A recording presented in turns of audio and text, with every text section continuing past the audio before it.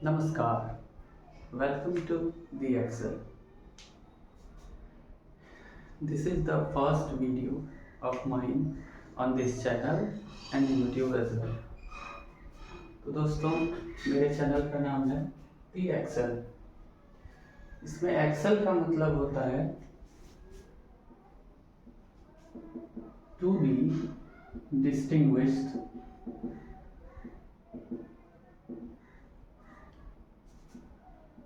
Bye superiority, उत्कृष्टता द्वारा सबसे आगे, या किसी चीज में बहुत अच्छा होना, बहुत कुशल होना।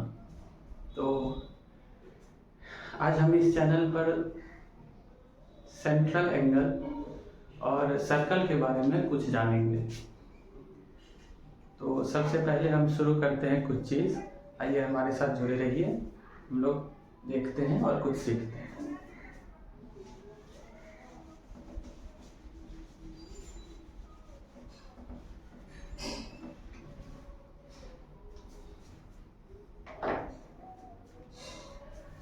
तो सबसे पहले दोस्तों एक चीज की बात मैं करना चाहूंगा जिसे हम लोग पाई बोलते आए हैं।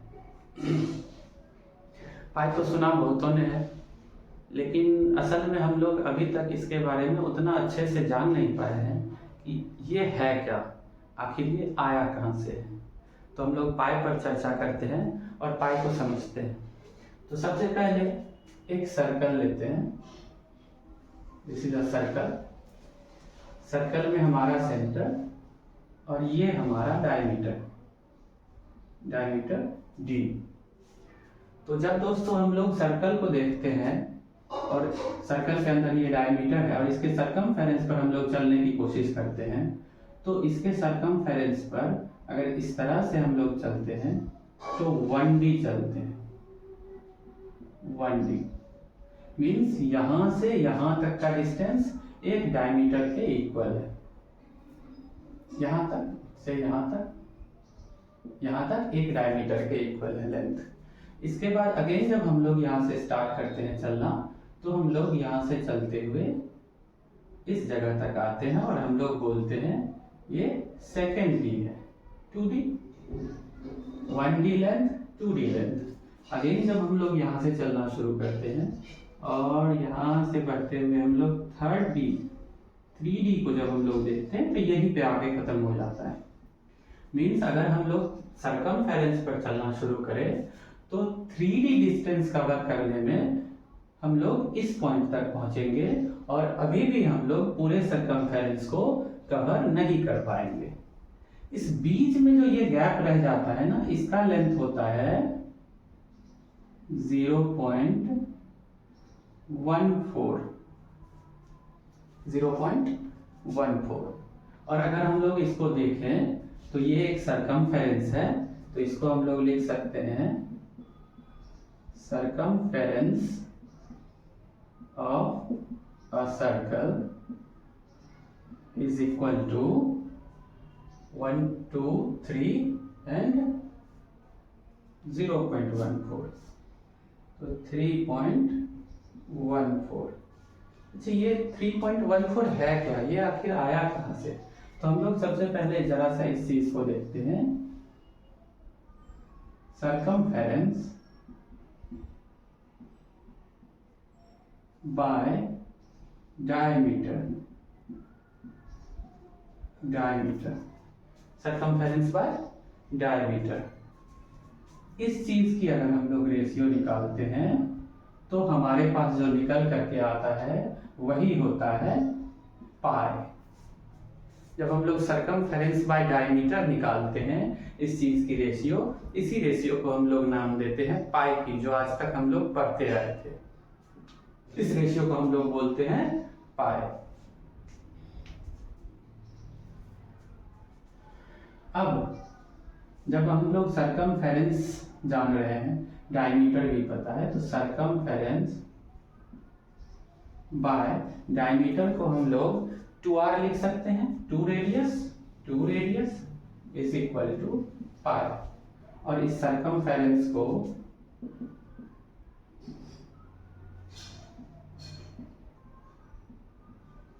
इज इक्वल टू, हम लोग ये लिख सकते हैं 2 पाई इंटू आर, और ये हमारा फॉर्मूला निकल करके आ जाता है सरकमफेरेंस का।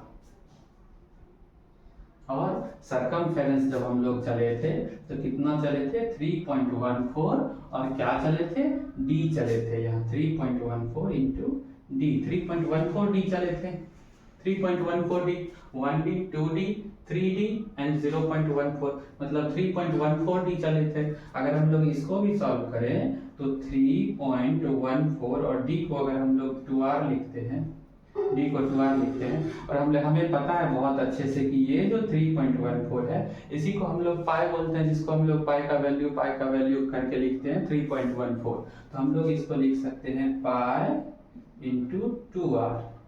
Again we have circumference of a circle is equal to 2 pi r, जो हमने अभी यहाँ पर देखा। और यही से आया है दोस्तों हमारा circumference of a circle। और जो हम लोग पाई की चर्चा करते रहते हैं, पाई बोलते रहते हैं, वो पाई actually circumference of a circle and diameter of that circle का रेशियो है। Pi is equal to circumference by diameter, इसी चीज को हम लोग पाई बोलते हैं, और पाई का वैल्यू यहीं से आया हुआ है। पाई का वैल्यू, पाई को अगर हम लोग देखें तो पाई का value 3.14 dash dash dash dash and so on, ये चलते रहता है, ये खत्म नहीं होता, और इसके कारण से हम लोग इसको एक इर्रेशनल नंबर बोलते हैं। इर्रेशनल नंबर, ये इर्रेशनल नंबर है। अगर हम लोग ये समझ गए हैं तो आप इस चीज को कहीं नोट डाउन कर लीजिए, हम लोग आगे दूसरे चीज को समझने की कोशिश करते हैं।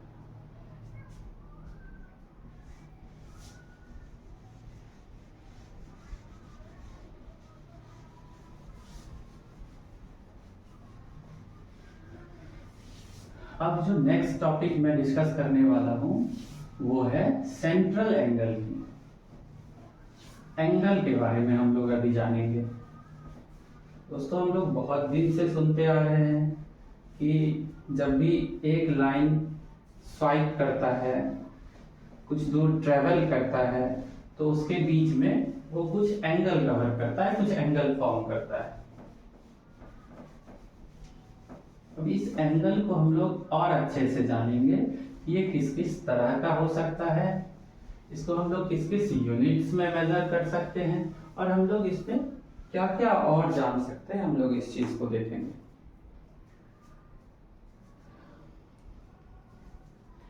तो सबसे पहले हम लोग समझते हैं एक चीज जिसे हम लोग बोलते हैं सॉलिड एंगल।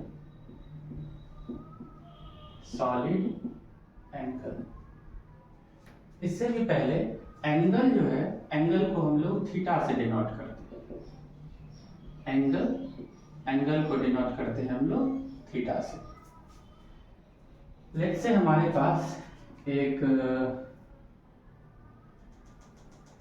ये लाइन है, एक ये लाइन है, या एक डंडा है, ये स्टिक है, ये इस जगह पर किसी की आंख है, यहां से देख रहा है, तो ये किस किस चीज को देखेगा, इसके अपर पॉइंट को और इसके लोअर पॉइंट को, और इस बीच में जो ये बनेगा इसको हम लोग थीटा बोलते हैं। बोले तो ये लाइन कितना स्वाइप करके उस वाले लाइन तक जा रहा है, इस मेजरमेंट को, इसको हम लोग थीटा बोलते हैं। यही है हमारा एंगल। अब इस एंगल की जब मैं चर्चा करूं तो इसको, एंगल को मेजर किस किस चीज में कर सकते हैं, तो एंगल जो हमारा है, एंगल इसको हम लोग थीटा बोलते हैं, ये दो चीज में मेजर हो सकता है, एक रेडियन और दूसरा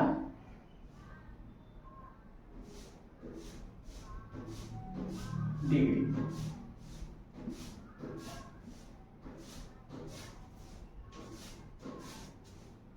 इस दो यूनिट में हम लोग एंगल को मेजर करते हैं, रेडियन में और डिग्री में। डिग्री का ऐसे हम लोग लगाते हैं ऊपर, दिस वन, और रेडियन को हम लोग शॉर्ट फॉर्म में रेड लिखते हैं, रेड। इस दो चीज में हम लोग किसी एंगल को मेजर करते हैं। तो अब हम लोग सॉलिड एंगल की बात कर रहे हैं। हम लोग सबसे पहले इसको समझेंगे। अब सॉलिड एंगल हम लोग पहले समझते हैं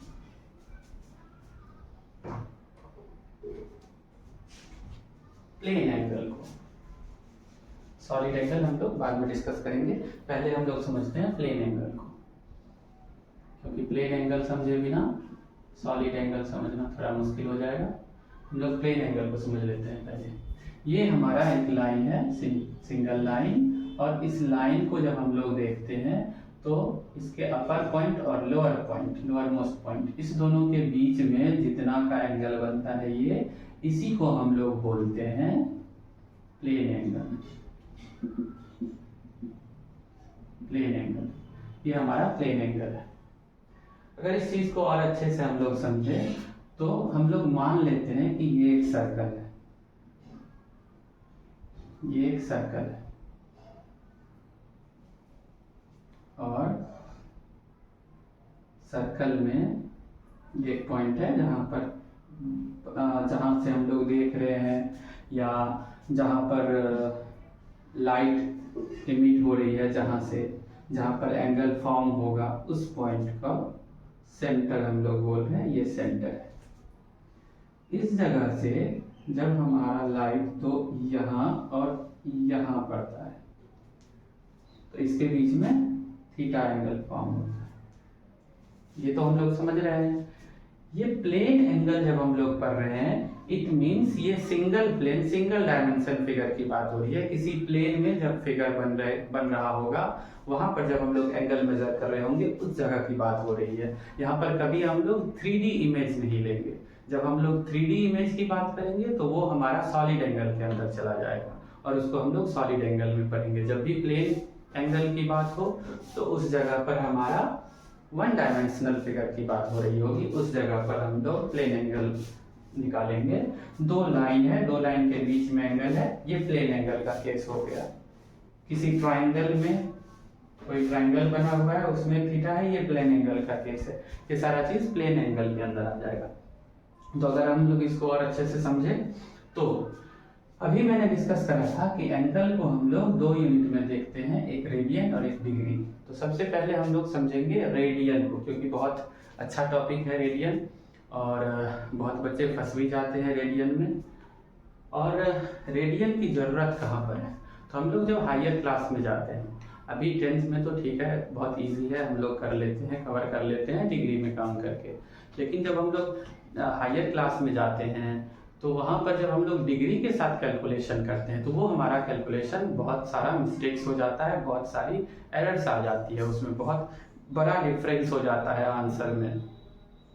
तो उस चीज़ को कवर करने के लिए, उस चीज़ को ठीक करने के लिए हम लोग वहाँ पर रेडियन का यूज़ करते हैं। रेडियन हमारा ज़्यादा अच्छा यूनिट है, रेडियन से हम ज़्यादा अच्छा आंसर कर पाते हैं और ज़्यादा इजीली कर पाते हैं। हम लोग मैथ्स और फिजिक्स में जब कैलकुलेशन कर रहे होते हैं उस समय में रेडियन हमें बहुत हेल्प करता है। कैसे, वो हम लोग देखेंगे आगे। और अभी तो आप 10th में हो, आपसे कोई दिक्कत नहीं है, आप चाहे डिग्री यूज़ कर लो, चाहे रेडियन यूज़ कर लो, कुछ भी यूज़ कर लो, कोई फ़र्क नहीं पड़ता है। जैसे जैसे हम लोग हायर क्लासेस में जाते जाएंगे, हम लोग रेडियन की तरफ शिफ्ट करते जाएंगे। तो रेडियन क्या है और कहाँ से आया है, इस चीज़ को हम लोग समझते हैं सबसे पहले। तो लेट्स से हमारे पास एक सर्कल है, ये सर्कल है, इस सर्कल का ये रेडियस r, और अगर हम लोग इस पॉइंट से चलना शुरू करते हैं और जितना r का लेंथ है उतना ही लेंथ कवर करते हैं सर्कमफेरेंस पर, उतना ही लेंथ कवर करते हैं जितना r का लेंथ है। बोले तो हमारा जो सर्कमफेरेंस पर कवर होगा डिस्टेंस, ये और ये दोनों सेम होगा। इस केस में जो सर्कमफेरेंस पर हमने चला वो l डिस्टेंस चला, और ये जो रेडियस है ये r है ऑलरेडी, ऐसा कुछ बन गया हमारे पास। तो इसके बीच में जो ये एंगल फॉर्म हुआ है ये है थीटा, ये है theta.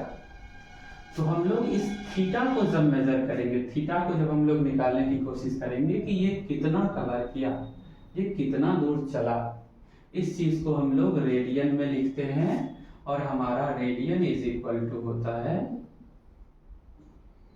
Angle is equal to actually angle या theta is equal to radian में हम लोग लिखते हैं और रेडियन को जो हम लोग डिफाइन करते हैं वो करते हैं L by R, L by R, L by are.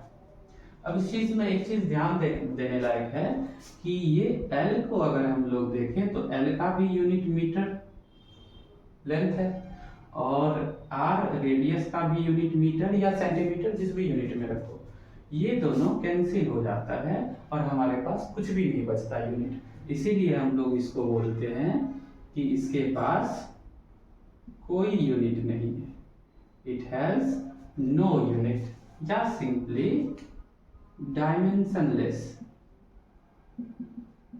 Dimensionless, इसका कोई डायमेंशन नहीं निकलता। फिर हम लोग क्या करते हैं, जब डायमेंशन ही नहीं निकलता है, कोई यूनिट ही नहीं निकलता है, तो इस L बाय आर के बाद हम लोग लगाएंगे क्या लिखेंगे आखिर। तो इसीलिए हम लोग जब भी कोई एंगल लिख रहे होते हैं थीटा इज इक्वल टू, उसमें हम लोग L बाय आर इसके सामने रेड लिख देते हैं या रेडियन लिख देते हैं, रेड लिख देते हैं या रेडियन लिख देते हैं। इसका मतलब है कि ये जो हम लोग एंगल मेजर कर रहे हैं ये रेडियन में मेजर कर रहे हैं, इसका सिंपली इतना ही मतलब है। अब अगर हम लोग फर्दर इसको लेकर के चले, हम लोग डिग्री के तरफ मूव करें, डिग्री, क्योंकि हमें इवेंचुअली यही पहुंचना है डिग्री और रेडियन के बीच में। डिग्री से रेडियन में कैसे चेंज करेंगे, रेडियन से डिग्री में कैसे चेंज करेंगे, इसका क्या मतलब है।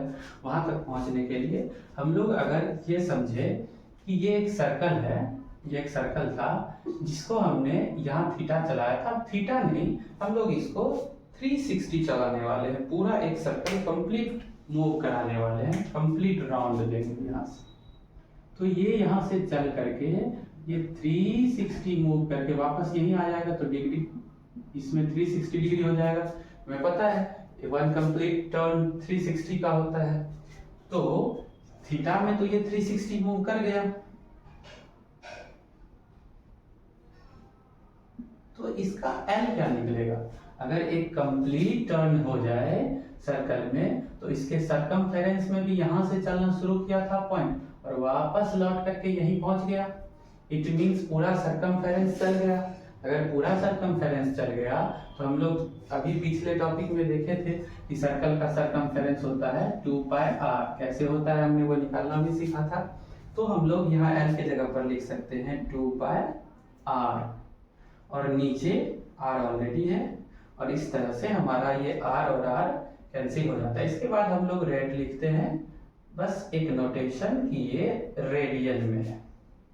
अब ये हमारा r और r कैंसिल आउट हो जाता है और हमारे पास बचता है सिर्फ 360 degree is equal to 2 pi radian.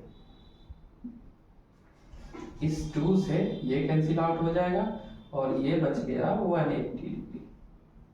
And we have, इस चीज में अगर हम लोग चेक करें डिग्री में, अगर अभी मैं चेंज करने वाला हूं डिग्री में, 1 degree into 180 is equal to pi radian.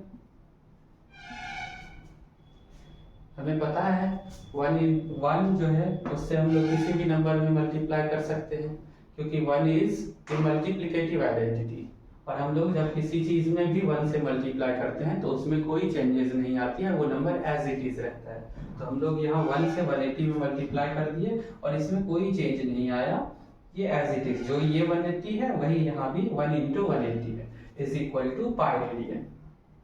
अब अगर इस 180 को साइड चेंज करा जाए तो 1 degree is equal to pi by 180 radian, pi by 180 radian, ये हमारा निकल करके आया।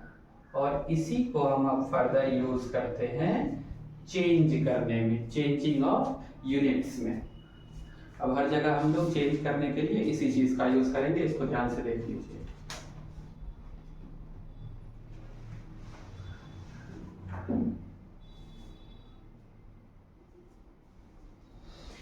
तो अब जब कभी क्वेश्चन में ऐसा मिले डिग्री टू रेडियन चेंज करना, डिग्री टू रेडियन चेंज करना हो, ये ट्रिगोनोमेट्री में बहुत काम देगा, क्लास 10th में भी, और हायर क्लासेस में तो मैथ्स और साइंस हर जगह काम देगा। तो फिलहाल हम लोग अभी देख लेते हैं डिग्री टू रेडियन में जब हमें चेंज करना हो उस सिचुएशन में हम लोग क्या करते हैं। हमारे पास पता है कि 1 degree is equal to pi by 180 radian होता है, पाई बाय 180 रेडियन। इसमें अगर हम लोग मल्टीप्लाई करें, मल्टीप्लाई बोथ साइड, पता है ये बेसिक टर्मिनोलॉजीज है कि जब भी हम लोग किसी इक्वेशन में कुछ करना चाहते हैं तो दोनों साइड करना होता है। तो इस चीज में अगर हम लोग 1 डिग्री में मल्टीप्लाई करें किसी चीज से, लेट्स से हम लोग 60 से मल्टीप्लाई करते हैं, तो 1 degree into 60 is equal to, उधर भी हो जाएगा पाई बाय 180 इंटू 60 रेडियन। तो ये तो हमारा हो गया 60 डिग्री इज इक्वल टू, और ये कैंसिल आउट होकर के हो गया pi by 3 radian, pi bye 3। It means हम लोग 60 डिग्री को रेडियन में पाई बाय 3 बोलेंगे, 60 डिग्री को हम लोग रेडियन में क्या बोलेंगे, पाई बाय 3 बोलेंगे। और इस तरह से हम लोग किसी भी एंगल को चेंज कर सकते हैं और डिग्री से रेडियन बना सकते हैं। किसी भी एंगल को हम लोग चेंज करके डिग्री से रेडियन बना सकते हैं। 1 degree is equal to this much, तो 60 degree is equal to this much into 60। तो यूनिटरी मेथड सिंपल होता है, वही चीज मैंने करा और कुछ नहीं किया हूँ, और बाकी सारा चीज दिख रहा है।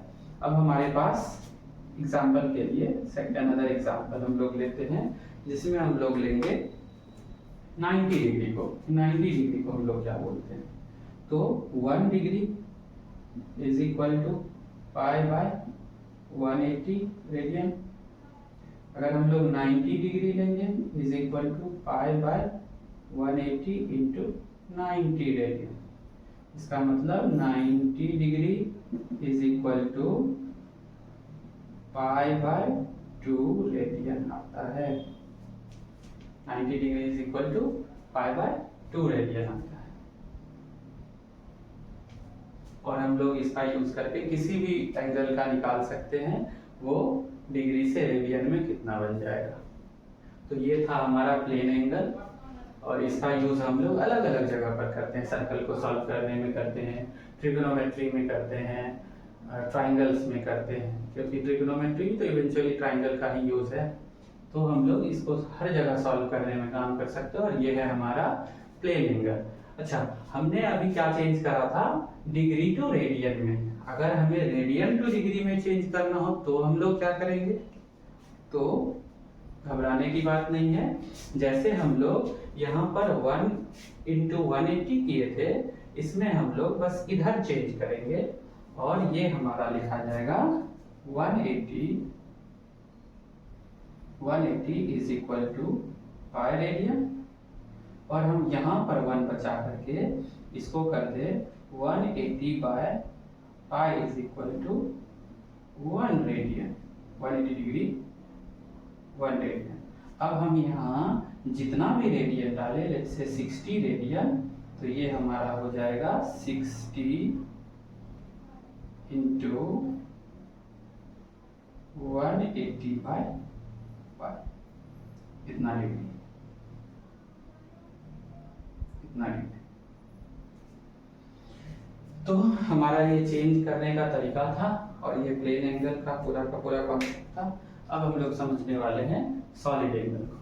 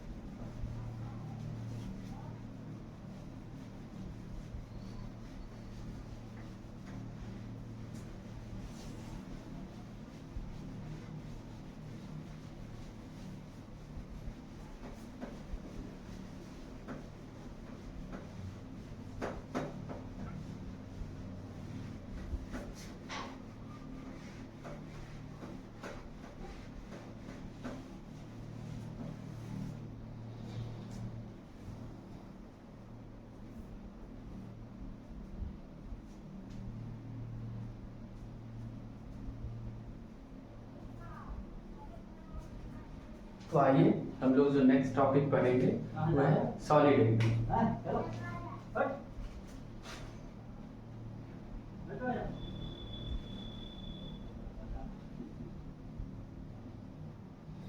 सबसे पहले मैं बता दूं, सॉलिड एंगल जो हम लोग पढ़ते हैं ये हम लोग 3D इमेज के लिए पढ़ते हैं।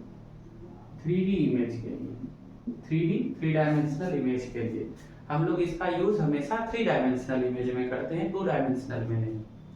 तो अभी तक जो हम लोग एंगल पढ़ते आ रहे हैं, जो एंगल पढ़ रहे थे हम लोग प्लेन एंगल वाला, उस पर्सपेक्टिव से अगर हम लोग इसको देखेंगे तो बेटर नहीं समझ पाएंगे। इसको समझने के लिए हम लोगों को दिमाग में 3D इमेज को बनाना पड़ेगा और उस पर सोचना पड़ेगा। डिफरेंस क्या है, आइए उस चीज को हम लोग देखते हैं। सबसे पहले हम लोग जब 3 डायमेंशनल इमेज की बात कर रहे हैं तो 3 डायमेंशनल इमेज में हम लोग पढ़ते हैं सॉलिड एंगल को, और सॉलिड एंगल को हम लोग रिप्रेजेंट करते हैं स्टेरेडियन से।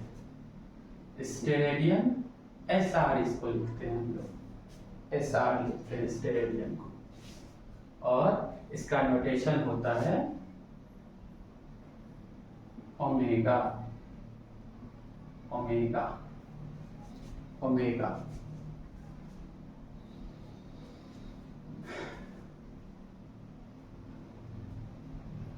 इसको समझने के लिए हम लोग देखते हैं कि हमारे पास कोई एक, सबसे पहले तो इस फिगर को देखते हैं फिर समझ में आएगा।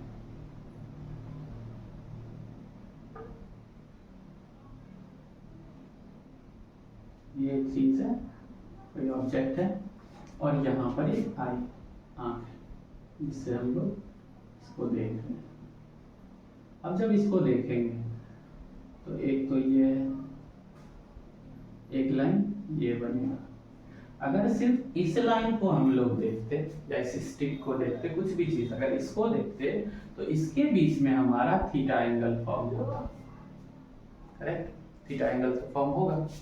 लेकिन क्या हम लोग सिर्फ एक साइड को देखने वाले हैं? नहीं, हम लोग इस पूरे फिगर को, पूरे ऑब्जेक्ट को देखने वाले हैं। तो सिर्फ इस थीटा को कंसीडर कर लेने से हमारा काम नहीं बनने वाला। हम लोगों को इसके सारे पॉइंट, सारे वर्टेक्स को देखना पड़ेगा, सारे पोर्शंस को देखना पड़ेगा। बोले तो कुछ ऐसा ये फिगर बनेगा। अगर हम लोग इसको भी देखें तो ये यहाँ पर ऐसा सा कुछ है, ऐसा कुछ है। ये सिंपल 2 लाइन के बीच वाला एंगल नहीं है, ऐसा नहीं है। ये कोई 3 डायमेंशनल चीज है, कोई सॉलिड चीज है, और इसको हम लोग इस तरह के थीटा से जस्टिफाई नहीं कर सकते। फिर इसका काम कहाँ पड़ा, जरूरत कहाँ पर गया? सॉलिड एंगल, इसी को बोलते हैं सॉलिड एंगल। इसका जो मेजरमेंट है इसको हम लोग बोलते हैं सॉलिड एंगल। इसको हम लोग ओमेगा से रिप्रेजेंट करते हैं। ये स्टेरेडियन है, इसको हम लोग स्टेरेडियन में मेजर करते हैं, जिसको हम लोग शॉर्ट में SR भी लिखते हैं। ये स्टेरेडियन, इसी को हम लोग बोलते हैं सॉलिड एंगल। ध्यान है, ये इस वाले एंगल से बिल्कुल अलग है, इस वाले एंगल से एकदम अलग है। ये 3 डायमेंशनल इमेज के लिए एंगल है, और ये हमारा स्टेरेडियन सॉलिड एंगल हो गया। इस चीज को अगर हम लोग और अच्छे से समझने की कोशिश करें तो अगर हम लोग मान लें कि ये किसी स्फेयर का पोर्शन है, स्फेयर का एक पार्ट, और इसको अगर हम लोग ऐसे बढ़ा दें तो ये हमारा बढ़ के स्फेयर हो जाएगा। तो इतना तो पता चल रहा है कि ये स्फेयर का कोई पार्टिकुलर जगह है, कोई पार्टिकुलर रीजन है, उतना का हम लोग ले रहे हैं मेजरमेंट। जैसे किसी एक सर्कल का हम लोग पर्टिकुलर जब मेजरमेंट लेते थे सर्कल में, इस जगह से इस जगह, और वो जो एंगल पे फॉर्म करता था उसको हम लोग थीटा बोलते थे, और इसको हम लोग प्लेन एंगल नाम देते थे, प्लेन एंगल। इसी तरह अगर 3D इमेज में, मतलब स्फेयर में इस किसी पोर्शन को हम लोग ऐसे मार्क कर रहे हो और उस जगह का हम लोग को मेजरमेंट चाहिए सेंटर पे, तो वो हमारा रेडियन ना बन करके स्टेरेडियन में मेजर होगा, स्टेरेडियन में मेजर होगा। तो इसको हम लोग बोलते हैं सॉलिड एंगल। अगेन इसमें हम लोग सॉलिड एंगल बोले तो ओमेगा इज इक्वल टू हम लोग क्या लिखते हैं, ओमेगा हम लोग इज इक्वल टू लिखते हैं स्टेरेडियन में, जैसे हमारे प्लेन एंगल में था L/R, उसी तरह से सॉलिड एंगल में हम लोग लिखते हैं ये जो पोर्शन है इसका सेंट्रल एंगल निकालने के लिए हम लोग लिखते हैं एरिया, बोले तो A बाय, सॉरी दोस्तों कुछ टेक्निकल प्रॉब्लम्स के कारण से हमारी वीडियो रुक गई थी। आइए हम लोग वापस से कंटिन्यू करते हैं। तो ये हमारा सॉलिड एंगल है।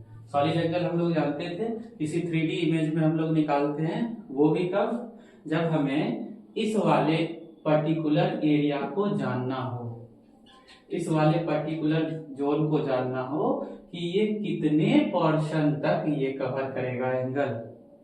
एग्जाम्पल के लिए, ऐसे तो ज्यादा अच्छे से क्लियर होगा नहीं, ये वाला जो चीज है हमारा, ये तो चूंकि सॉलिड एंगल है और सॉलिड एंगल हमेशा हम लोग कहां पर अप्लाई करते हैं, जब हमारे पास 3D इमेज हो, और ये हमारा एक स्फेयर है, स्फेयर है, स्फेयर में हम लोग इस चीज को अप्लाई कर सकते हैं।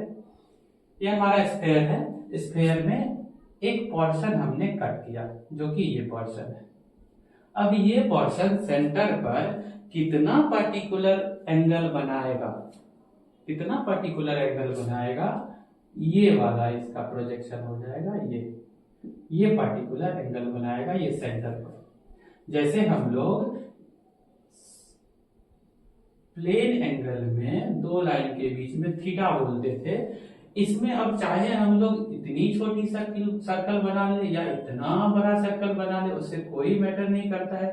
थीटा अगर हमारे पास पता है तो ये इतना ही कवर करेगा, चाहे इतना बड़ा सर्कल रहे या इतना बड़ा सर्कल रहे या कितना भी बड़ा सर्कल रहे, उसका लिमिटेड पोर्शन कवर करेगा। अगर हम लोग इसको कहते हैं कि ये 1/4 पोर्शन था इस सर्कल का, इतना सरकमफेरेंस इस पूरे का 1/4 था, तो इस बड़े वाले में भी 1/4 ही रहेगा, दिस वन बाय टोटल 1/4 ही रहेगा। सिमिलरली ये एरिया अगर इस पूरे स्क्वायर का 1/8 हो रहा है इस एंगल के कारण से, तो अगर हम इस चीज को और आगे बढ़ा करके यहां निकालते हैं और यहां बड़ा स्क्वायर बनाते हैं, उसमें भी हमारा 1/8 ही निकल करके आएगा, वो चेंज नहीं होना है, वो हमेशा 1/8 ही रहेगा। बोले तो ये सेंट्रल एंगल डिसाइड कर देता है कि इस स्क्वायर का कितना पोर्शन हम लोग ले रहे हैं, एरिया का, बाहर वाले सर्कमफेरेंस का जो हम लोग सर्कल में बोलते हैं वैसा कितना पोर्शन हम लोग यूज कर रहे हैं, ये चीज हमारा निकलेगा यहां से। इसको हम लोग सेंट्रल एंगल नाम देते हैं, इसको हम लोग ओमेगा का, ओमेगा का नाम देते हैं, ओमेगा, ओमेगा से रिप्रेजेंट करते हैं, स्टेरेडियन बोलते हैं। ये हमारा सॉलिड एंगल था। लेकिन इस चीज को हम लोग उतना अच्छे से तब तक नहीं समझ पाएंगे जब तक हम लोग इसका यूज नहीं देखेंगे, जब तक इसका हम लोग कोई एग्जांपल नहीं देख लेते हैं। तो आइए हम लोग सीधे एग्जांपल पर चलते हैं, एग्जांपल देखने के बाद हम लोग इसको बेटर समझ पाएंगे।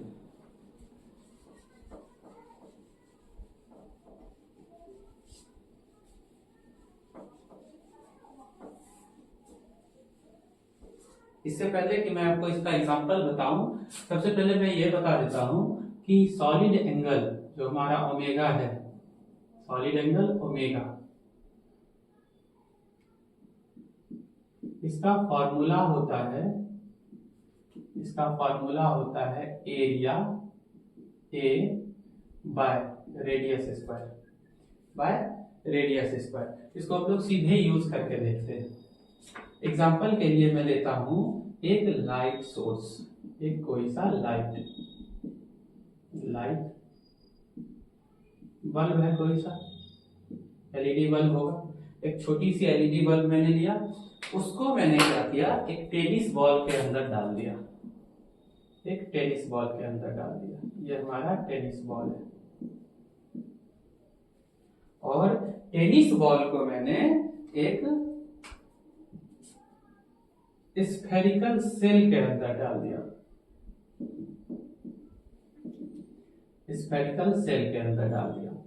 अब अगर क्वेश्चन आपसे पूछे कि ये लाइट स्फेरिकल सेल के किस किस पोर्शन में, कितने पोर्शन में नहीं पड़ेगा या पड़ेगा, कितने पोर्शन में नहीं पड़ेगा या पड़ेगा, किसी भी तरह से क्वेश्चन पूछ सकता है।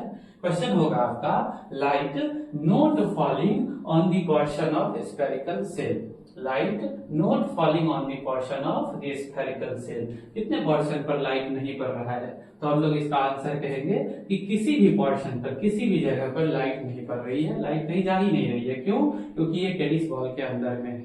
तो ऐसे केस में हम इस पूरे स्फेयर को कंसीडर कर रहे हैं। अगर हम लोग इस पूरे स्फेयर का एंगल निकालने का कोशिश करें, सेंट्रल एंगल, क्योंकि स्फेयर हो सकता है मैं इस साइज को बड़ा कर दूं, अभी अगर मैं एरिया में बोल दूं, इस स्फेयर का एरिया लेट से हम लोग बोल देंगे 490 मीटर स्क्वायर, 490 मीटर स्क्वायर। तो क्या हमेशा स्फेरिकल सेल 490 मीटर स्क्वायर का ही रहेगा? 490 मीटर स्क्वायर के ही एरिया पर नहीं पड़ रहा है लाइट?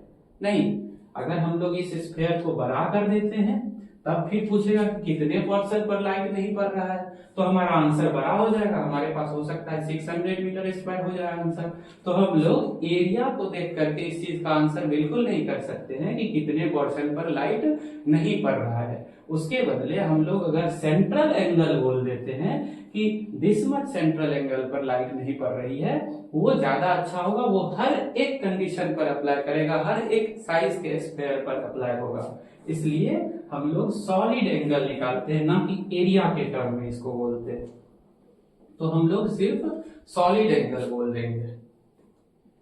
जैसे अगर हमारे पास सर्कल रहता और सर्कल के अंदर ये चीज लाइट ऐसे जा रही होती और कोई मेरे से पूछता कि कितने पोर्शन पर लाइट पड़ रही है, जा रही है, तो मैं सीधा कह देता 360 डिग्री पर, 360 डिग्री पर।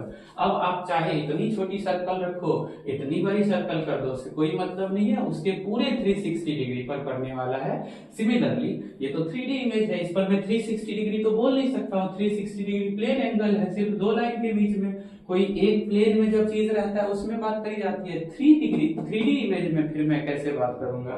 तो इसमें मैं बात करूंगा सॉलिड एंगल से, और सॉलिड एंगल का हमारा जो फॉर्मूला होता है वो है omega is equal to area upon radius का स्क्वायर। यही एंगल, इसी से हम लोग को पता चलेगा कितने पोर्शन पर लाइट नहीं पड़ रही है।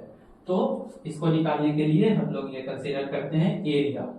स्फेरिकल सेल के कितने पोर्शन पर लाइट नहीं पड़ रही है? किसी भी पोर्शन पर लाइट नहीं पड़ रही है, बंद है। तो स्फेरिकल सेल का एरिया क्या है?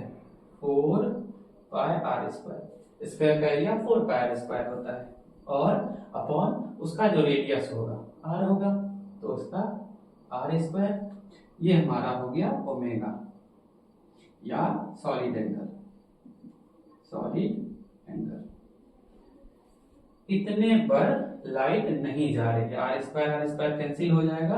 अच्छा, इससे पहले कि मैं कुछ और लिखूं, मैं एक चीज मेंशन कर देता हूं कि इसका जो फॉर्मूला है एरिया अपॉन आर स्क्वायर, ये यूनिट लेस है। क्यों? एरिया का अगर मैं यूनिट लिखूं तो ये मीटर स्क्वायर है, और रेडियस का मैं यूनिट लिखूं तो ये भी मीटर स्क्वायर। मैं सेंटीमीटर में भी लिख सकता हूं, किसी भी लेंथ में लिख सकता हूं, किसी भी मेजर में भी, उससे प्रॉब्लम नहीं है।